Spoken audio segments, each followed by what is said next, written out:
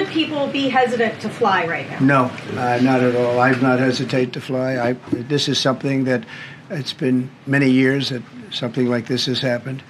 And the collision is just something that we don't expect ever to happen again. We are going to have the highest level people. We've already hired some of the people that you've already hired for that position long before we knew about this. I mean, long before. From the time I came in, we started going out and getting the best people because I said it's not appropriate what they're doing. I think it's a tremendous mistake. You know, they like to do things and they like to take them too far, and this is sometimes what ends up happening. Now, with that, I'm not blaming the controller.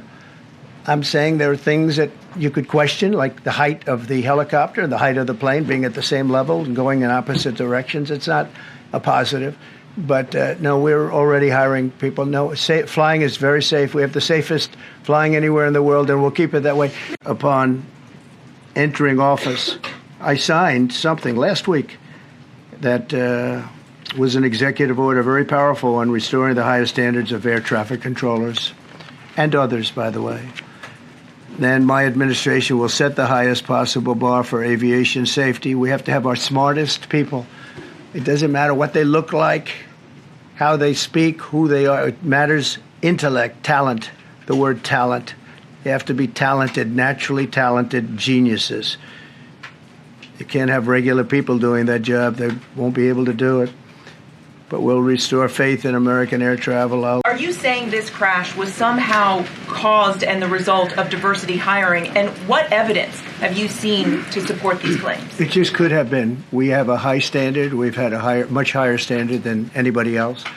And there are things where you have to go by brain power. You have to go by psychological quality. And psychological quality is a very important element of it. These are various very powerful tests that we put to use, and they were terminated by Biden.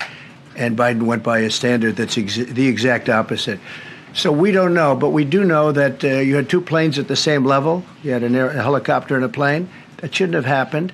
And we'll see. We're going to look into that, and we're going to see. But certainly for an air traffic controller, we want the brightest, the smartest, the sharpest. We want somebody that's psychologically superior, and that's what we're going to have. Yeah. Thank you, Mr. President, for your leadership. I just want to reemphasize something the President said, and you've heard from the Secretary of Transportation and of Defense. There really was a whole of government response. We were all on the phone. We were all communicating yesterday, trying to get to the bottom of this immediately, but also try to communicate with the American people about what happened. Something the President said that I think bears reemphasizing, which is that when you don't have the best standards in who you're hiring, it means on the one hand, you're not getting the best people in government, but on the other hand, it puts stresses on the people who are already there.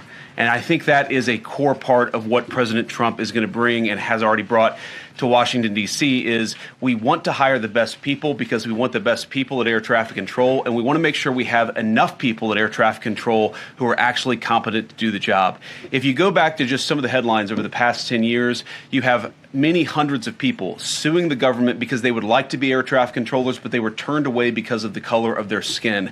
That policy ends under Donald Trump's leadership because safety is the first priority of our aviation industry. Thank you, Mr. President.